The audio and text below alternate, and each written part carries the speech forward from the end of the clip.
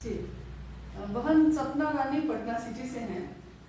हम 3 सूत्र करते हैं, जिसमें तीसरा सूत्र है नमः शिवाय से शिव को गुरु को प्रणाम करना, और इसके बारे में कहा जाता है कि ये प्राण मंत्र है। तो ये प्राण मंत्र कैसे है, इसका अर्थ कृपया समझाने की दया करें। प्राण मंत्र यानी वो आपके जीवन का सब कुछ है। वो जपकर्ता के जीवन का सब कुछ है। कोई भी मंत्र जब निरंतर आपको अपना बनाता जाता है या आप उसको अपना बनाते चले जाते हैं तो वो परिवर्तित हो जाता है प्राण मंत्र में। उसी को कहा जाता है प्राण मंत्र, यानी उसके अलावा किसी मंत्र की कोई कीमत नहीं होती। और वही प्राण मंत्र बाद में सभी मंत्रों का समेकित रूप हो जाता है और जब करता या साधक अपने प्राण मंत्र से ही यथासंभव अपने काम निकाल लेता है, लौकिक हो या पारलौकिक। नमः शिवाय तो प्राण मंत्र है ही, क्योंकि मंत्रों का नियम है कि ये देवताओं का नाम है। हर एक देवता का एक नाम होता है जिसको मंत्र कहते हैं। मंत्र की परिभाषा है कि हर एक देवता का ये नाम है जिसका मनन किया जाता है। उसमें शक्ति छिपी होती है। मंत्रों में चैतन्य छिपा होता है। मंत्र तो शब्द है, वर्ण है। मंत्रों में शक्ति छिपी होती है, मंत्रों में चैतन्य छिपा होता है।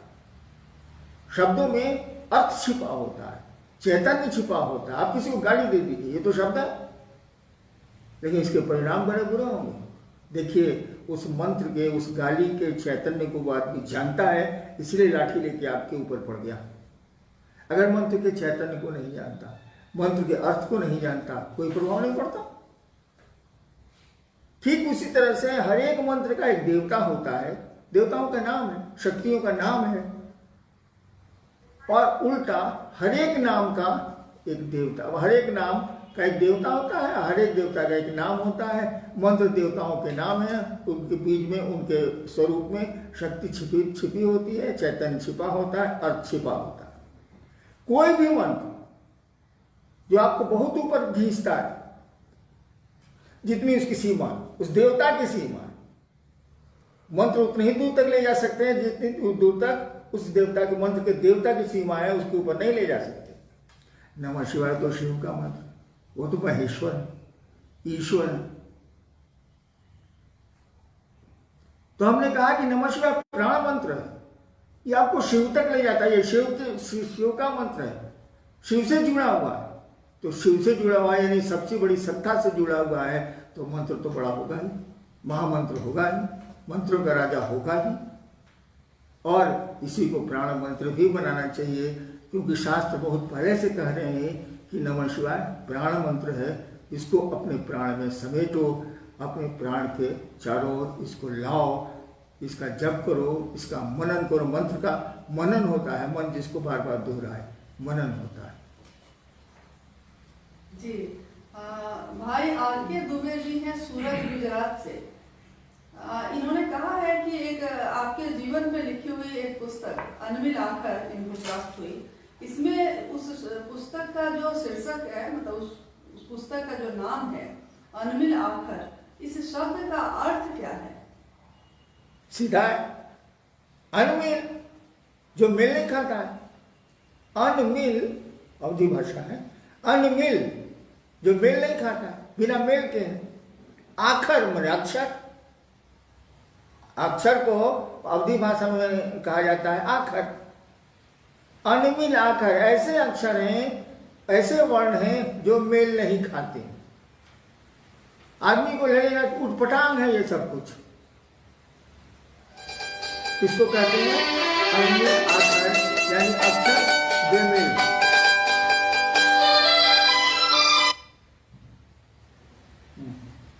हाँ जी, आप अक्सर कहते हैं, बहन सुनीता है समस्तीपुर बिहार से, कि आपने बहुत बार कहा है कि ज्ञान के कांटा से अज्ञान का कांटा निकाला जाता है और दोनों कांटे फेंक दिए जाते हैं। जबकि लोगों के अंदर तो ये समझ है कि ज्ञान को रखना चाहिए।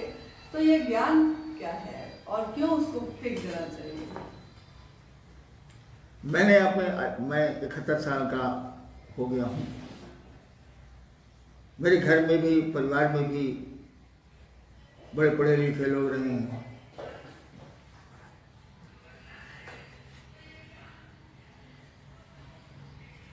बड़े पढ़े लिखे लोग रहे हैं।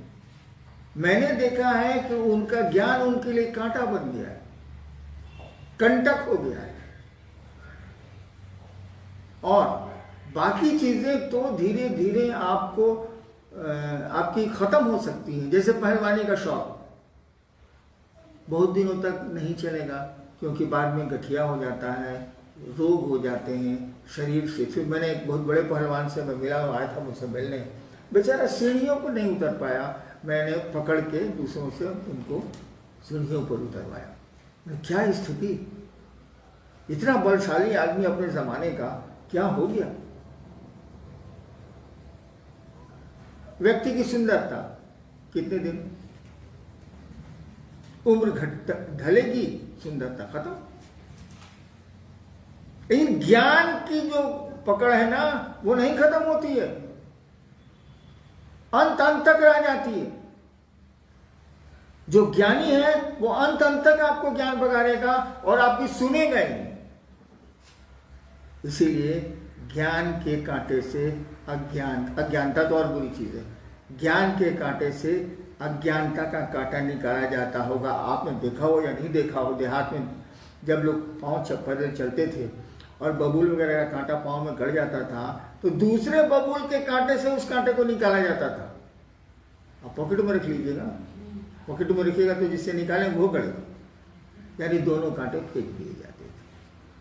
कहा जाता है कि ज्ञान के कांटे से अज्ञान का कांटा निकालो और दोनों को फेंको। ज्ञान कोई काम नहीं देगा, सब बेकार हो जाता है। काम आपको हमको देगा बस वही, याद नहीं अब कुछ, भूल गई सब कुछ, एक बात मगर नहीं भूली, जूली आई लव यू। ठीक है, ये फिल्म का गाना है, लेकिन शिव से जो प्यार होगा, शिव रूपी ज्ञान जो हम में आप में आएगा, शिव से जो प्यार होगा, भगवती से जो प्यार होगा, वही ज्ञान आपको उस शिव तक ले जाएगा, पूरी दुनिया से ऊपर करेगा, जगत से ऊपर करेगा, जगत के बंधनों से मुक्त करेगा। बाकी ज्ञान तो चुभेगा, और ऐसा चुभेगा कि मरने की स्थिति में भी नहीं निकलेगा। वो अज्ञान तो निकल जाएगा कांटा, ज्ञान का कांटा नहीं निकलता है, बहुत ज़्यादा दर्द देगा, मरने तक ये दर्द देता है, क्योंकि मात्र शिव का ज्ञान ही जो दया से भींगा होता है, मात्र शिव रूपी ज्ञान ही हमको आपको आनंद देता है, आनंदित करता है, परमानंदी बनाता है।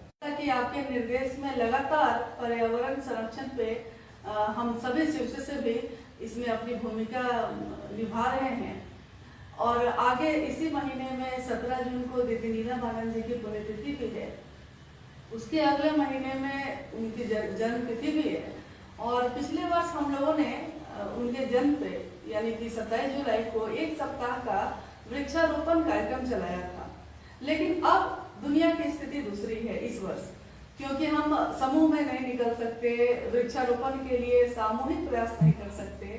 तो मेरी जिज्ञासा भी है और एक प्रस्ताव भी, अगर आपका निर्देश हो तो क्या हम लोग 17 जून से 27 जुलाई के अंतराल में अपने आंगन में, अपने बालकोनी में या अपने घर के एक छोटे से गमले में भी इस कार्य को करें कि हाँ, हर लोग पौधा लगाएं। और दीदी के लिए सबसे सुंदर श्रद्धांजलि यही होगी। पेड़ तो लगाइए हम आप जरूर, लोगों को जागृत भी करना होगा, मोबाइल पर करिए, पेड़ लगाएं, वो गमले में लगाएं, हाथे में लगाएं और सड़कों पर लगाएं। ऐसा थोड़ी है कि सड़क पर पेड़ लगाने के लिए मजमे की जरूरत है, मात्र 1-2 आदमी पेड़ लगा सकते हैं। और बारिश का मौसम आ ही रहा है, पेड़ बच भी जाएंगे। ऐसे पेड़ लगाएंगे तो हम लोग को सिंचाई करनी पड़ेगी, पानी देना होगा, बारिश में तो प्रकृति पानी देती है। पेड़ तो लगाए ही लगाए, अन्यथा एक दिन बाबू हम लोगों के पोते पोतियों को ऑक्सीजन का सिलेंडर लेके शहर में घूमना होगा, होशियार हम लोगों को होना होगा, लोगों को जागृत करना होगा, भाषणबाजी से नहीं होगा। चलिए प्रणाम।